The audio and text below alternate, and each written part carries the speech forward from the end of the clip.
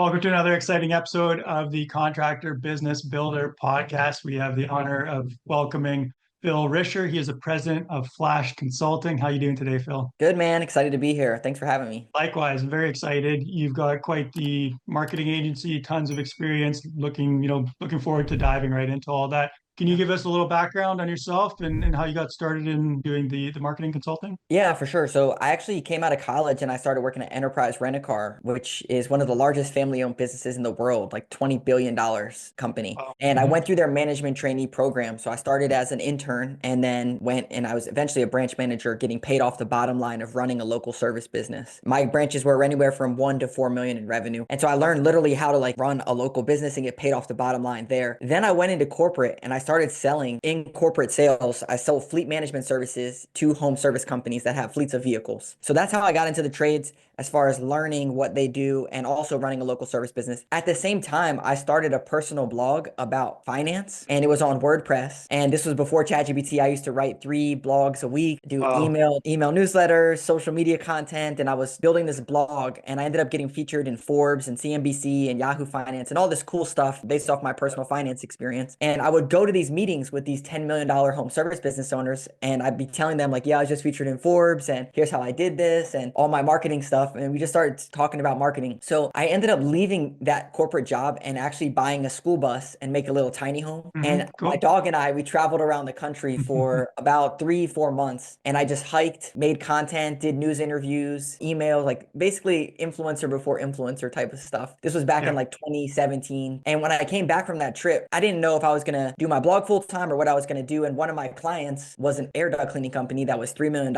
And he was like, hey, I need someone to help me grow my business. Maybe you could come work with me. So when I went to work there in the first month, all my worlds collided. My local service business experience, running a local service business, managing people, generating sales, plus my digital marketing experience of converting website traffic, SEO, email marketing, social media, all just came to a head. And in that first year of working there, we went from 3 million to 4 million in revenue, but more importantly, 300,000 to 900,000 in profit. I was just like going for growth, like pushing as hard as I could. It was like a 40-person team. And the owner's like, man, you got to chill. You are pushing too hard. And he would go to lunch with his friends and tell them like, this guy Phil he's just crushing it. And they started asking, could he come and like talk at our leadership meetings and just like share the things that he's doing? And we kind of got to this point where he actually like fired me and was like, hey, you got to go do this full time. He named the company Flash Consulting and Yep. said, here's your client. Here's 2 clients for you. He referred me to some of his friends and he was my first client. And then I was off to the races from there. Nice. That's a wonderful story. Very cool.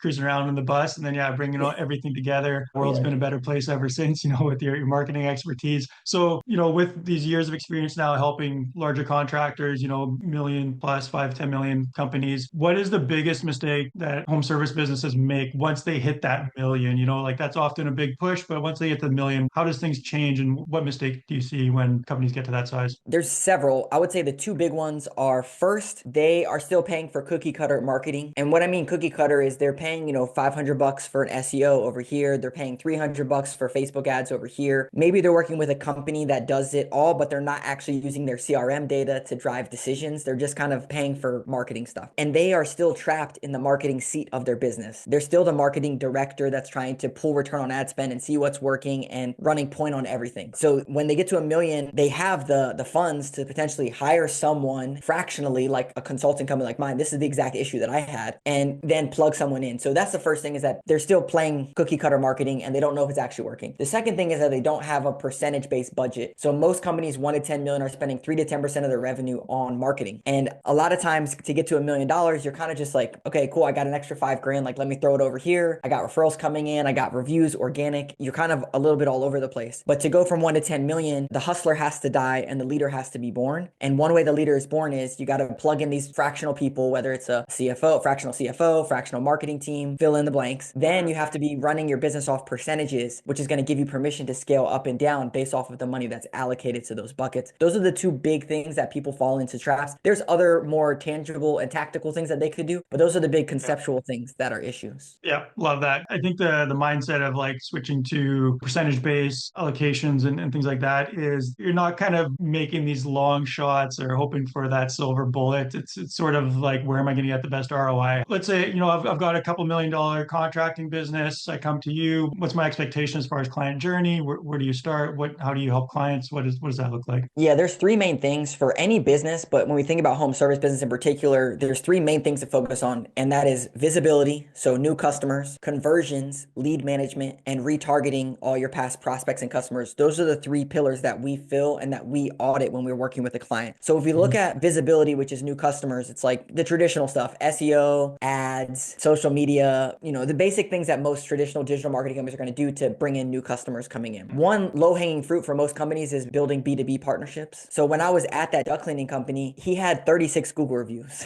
not very many. And he was a $3 million Yeah. business. His whole business was built off partnerships with HVAC contractors that were just sending him leads all day long. So that B2B partnership is one really great way to build visibility. And you can do that from a digital marketing perspective by doing cold emails, email newsletters to these B2B partners. But visibility is the first thing. The second one was a huge issue at this duct cleaning company and most home service businesses is that they don't have a lead problem, they have a lead management problem. So at the duct cleaning company, they get a call, how much does it cost to clean my air ducts? At HVAC contractors we work with, it's like, hey, I need someone to come in, I have no AC, no heat, and then getting them booked or managing these leads. So that lead Mhm. management process is so important. If you don't book the job or someone fills out a form and you call them and they don't answer, you need to have a nurture sequence in that conversion funnel. So usually we're auditing their sales process and conversion pipeline to figure out where the missing pieces are, whether it's estimate follow-ups or lead nurture sequences. And then the last one, which is a huge thing, the retargeting piece. We had a company, they were a 1.5 million HVAC contractor. They had never emailed their clients ever. So we're like, okay, well, we need to do an email newsletter every single month. So we sent out an email every single month. And within 12 months, so 12 emails, they generated $253,000 just from that email newsletter. So that retargeting piece, you go into a house and you see that they got a new hot water heater and you're like, oh, who did that for you? And they're like, oh, someone else. Oh, well, we do that. Oh, I didn't know that you did that. Everyone thinks that Mhm. everyone knows everything that you do. That's why Yeah. you need to be sending an email newsletter to educate your customers on all the other services that you offer and cross-sell different services and bring them back into the funnel. So to answer your question, those are the three pillars. And when we work with companies, we're implementing a system in all those different buckets. Yeah, that's great. Lots to unpack there. And like,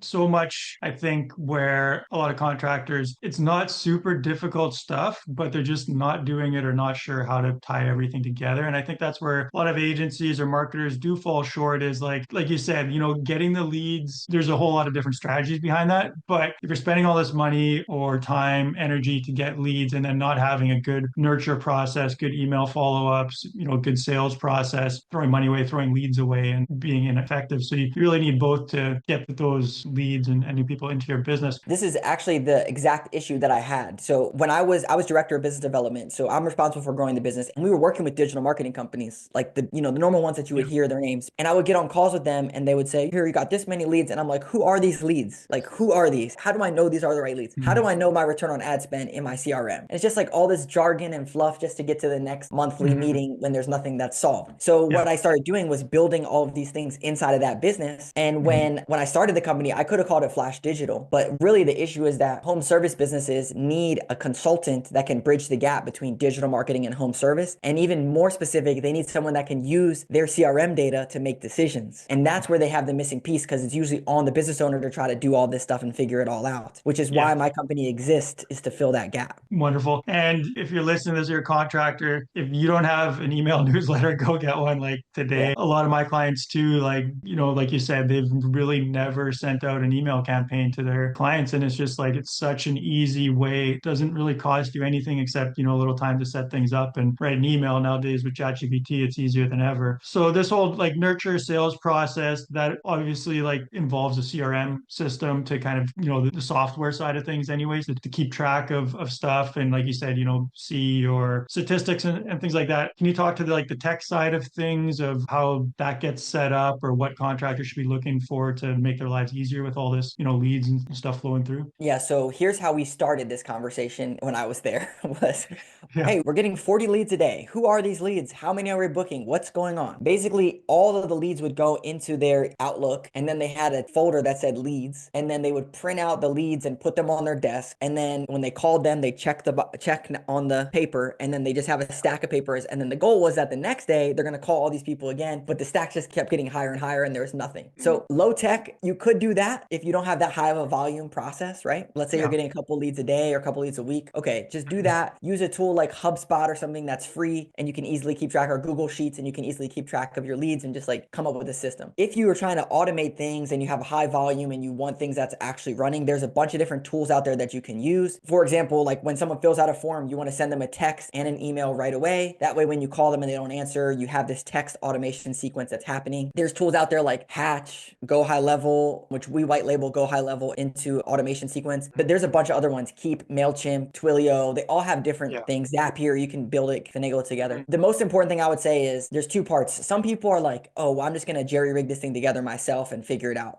which is fine. That's more of a how question. Companies that are going from 1 to 10 million, they're asking who, not how. And my Mhm. recommendation would be just find someone who has already done it or who has it built instead of how to do it. It's going to take your bandwidth off of what you're currently trying to do and try to like build all this random stuff together. There's a bunch of ways that you could build this, but that's the basic premises. You get a call, you don't book it, or you call the person and they don't answer. They need to go into some type of nurture sequence. Here's what we found that is the most effective. If it's something that's price based, or I am talking to my spouse and I'll let you know, those ones you can follow up for like 7 to 14 days. So it's like every day or two, you're kind of checking in. Hey, were you able to solve this problem? Here's a little bit more about our service. Here's frequently asked questions. Here's something about our technicians. You can share some of those things. If it's something like I have no heat, no AC, my house is flooded, whatever, you got to hit them a lot harder in a shorter amount of time, like within the first day or Mhm. two, like 3 times a day, 4 times a day. That's great. And yeah, something that I always think about when I'm like building a new system is like, if I was going to do this 1,000 times, how would I want to do it? And, Yeah. checking things off, printing papers out is probably not when you do it. It might serve you well now. And if like you got a million other things to worry about, then, you don't always need to change everything. But if you're looking to scale and you want something that's repeatable, you also got to think like maybe you're good at running your system, like printing stuff out or papers or Excel spreadsheets, but anybody new coming into your business, how easy is it for them to follow that system or That process system. that you have for nurturing leads and all that kind of stuff? The marketing landscape, I mean, it's forever evolving and changing. For me, it feels like there's just always more stuff getting stacked on. Like, Yeah. email is still relevant from like 40, 50 years ago, whenever it came out as far as a marketing tool. But, now there's social media and now there's like SEO and blogs and podcasts and content marketing. AI is the big thing that's kind of like changing the landscape. How do people keep tabs on this, or with all this stuff? Like, what do you see around the bend, or what are some tools that you see coming up that either changes or new things coming out that could be benefiting of contractors and marketing? Yeah, for sure. I mean, there's so many. I'll talk about a couple here. The first thing is from an AI perspective of use cases for like technology that would help you grow your business. AI answering services are really big right now. So when someone calls you, it used to get rolled over to like Ruby Receptionist or Jill's office or whatever, where now you can actually have an AI answering service answer your call and book your requests or your service appointments right into your CRM. So like Jobber, they have this capabilities. They have it built into their system. Service Titan and other platforms, there's external companies that you can have answer for you and then book stuff for you. The other one is AI texting and automations, kind of like what we just talked about, that nurture sequence. There is AI capability that can then nurture your customers automatically, interacting with them and get them to the point of actually booking an appointment. And then the last one is AI scheduling. In the future, in my opinion, you're going to be asking your Alexa or whatever, hey, who's a good X, Y, and Z company? And then do you want me to schedule for you? When's their next availability? How much does it cost? And it's going to be doing all of this for you and then scheduling service for you. That's a natural progression that's happening right now. So if you don't have an AI answering service in place, you should get one, because they're going to be able to secure your lead and potentially book jobs for you. When we think about a search and marketing landscape for AI, right now it's still Google search results for home service businesses. There was a study of like 87% of people still start their search on Google for home service, specifically lawn care Yeah. near me, HVAC near me, those types of searches. It's still there, and there's still the traditional search engine results page. It is shifting though, because Google actually, they just released in their labs this AI mode, which is going to probably be the future in the next 6 months to a year, where AI mode is basically ChatGPT on the Google search engine results page and then making recommendations to you on who you should use. So I Mhm. had Neil Patel on my podcast. He's the like SEO guru guy. And I asked him this exact question because he's always been the search engine optimization SEO guy. And he said it's Yeah. shifting to search everywhere optimization. It's not just search engine optimization, it's search everywhere optimization. And I asked him specifically, how can home service businesses make sure that they show up everywhere? What do they need to do? It's a little bit of old news, get Google reviews and make sure that you stand out, because Google cares a lot about your reputation based off off of what your customers are saying about you, and that's how they're going to brand you. But the other things that he said, which is very interesting, is no longer is it just,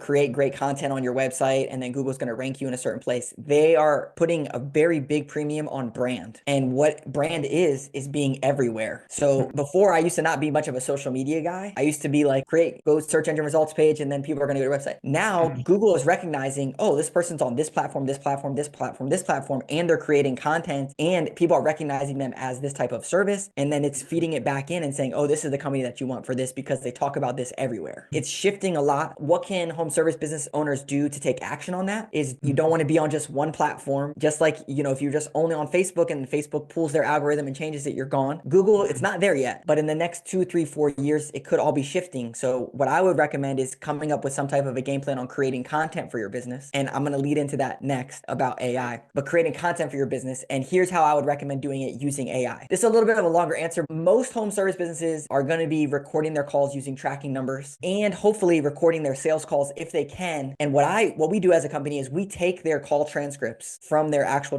their calls that are recorded, and we plug them into ChatGPT, and we train a GPT, a my GPT on each client. So we have a GPT trained on every single client. We can take any call that was over 5 minutes and we can plug it into ChatGPT and say, hey, create 10 hooks or 10 questions that I should be answering in social media content based off of this call, because it gives you the real subject matter experts answers and the real questions that your customers are asking. So now you have all of the data when you go to create content of what you should be talking about. And more importantly, down the line, Neil Patel and I talk about this, there will be AI avatars of me and you that you can create, that then you can plug things in and coach it on what to say, and it's going to be beautiful. So a little trying to walk you through the progression here, but there's so much stuff when it comes to AI that from a marketing perspective that's down the line. I would just encourage people to think bigger than just how can I use this to like write generic blog posts for me, or something that's just like very rudimentary. Yeah, for sure. That's great advice. And it's with AI, I've just found like you just kind of need to dive into it a bit and just play with it, start to use it. And pretty much the more information you can provide to it, the better results you're going to get. I know one thing for us, whenever we're creating marketing materials, is you always want to have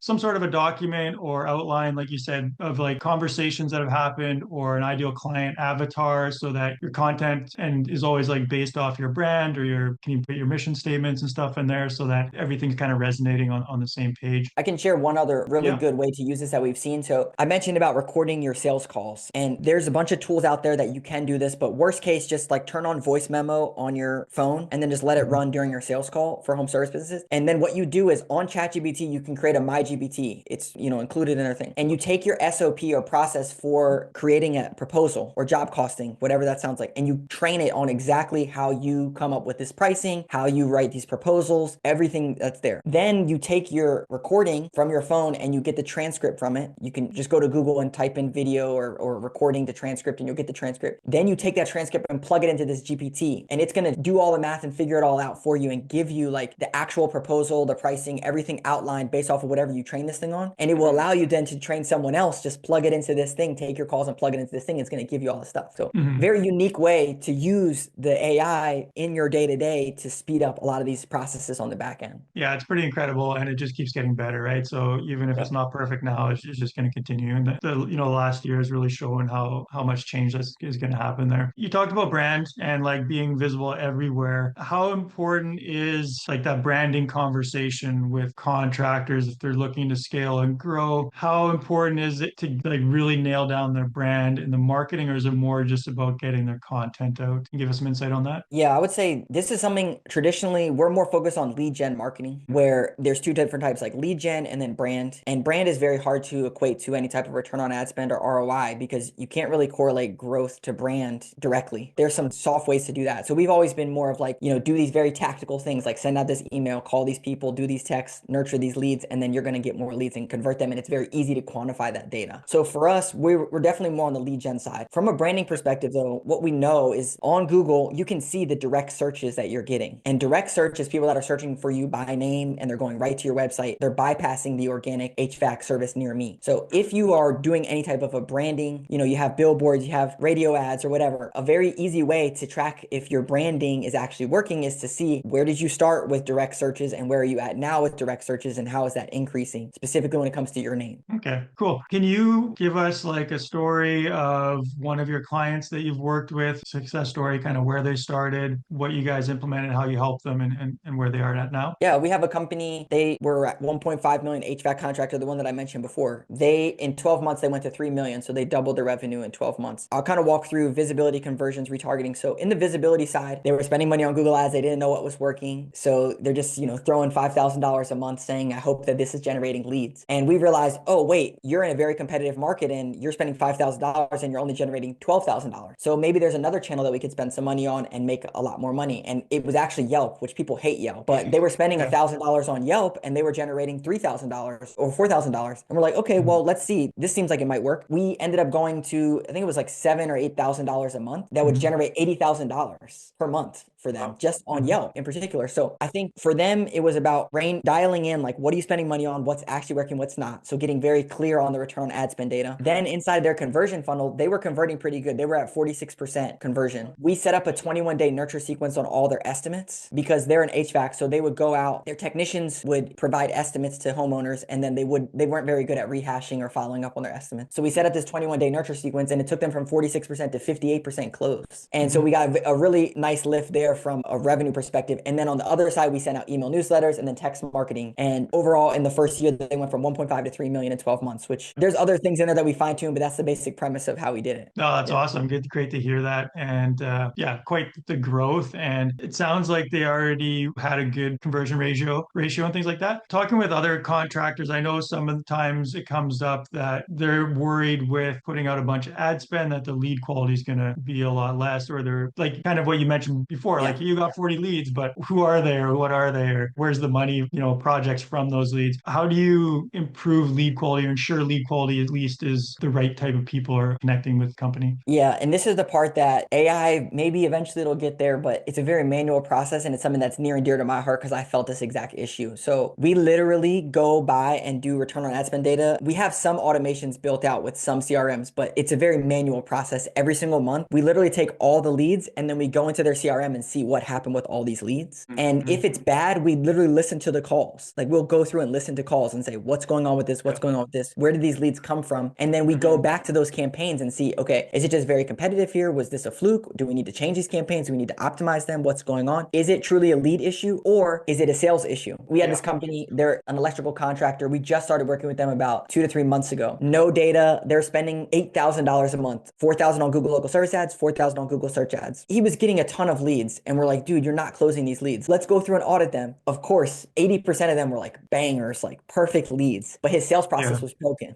We're like, Mm-hmm. okay, now we have the data. Here's the true proof. We listened to all these calls. So here's the Hmm. issue. So let's fix it. What was the kind of the next steps then? Like, did you optimize their sales process or give like some sales training? What happened after that? Yep. So we set up the estimate nurture sequence. His process was like they called in and he just gave prices over the phone. It was electrical contractors. So he's just giving price over the phone, but then he's not having anyone follow up or do anything nurturing afterwards. And when we Yeah. first started working with him, part of our onboarding process, as I mentioned to you, was like, what's your sales process look like from start to finish? And he's like, my estimate process is amazing. I close at 80%, all this stuff. And we're like, Oh, okay, yeah. we're going to get the data. We're going to see Hmm. the data. So one of the Yeah. things every month we pull the CRM data. We pull the number of leads that's in the CRM month over month, year over year, every single month. We pull the number of estimates created, the number of Yep. estimates closed, and then the total sales and new customer count. So every Hmm. single month we're giving them this report saying like, okay, dude, you got this many leads, this many quotes, you didn't close them. So what's up? We see the Yeah. data too. It's really easy for us to be able to pinpoint what the issue is. Yeah, that's so important why you need that data in front of you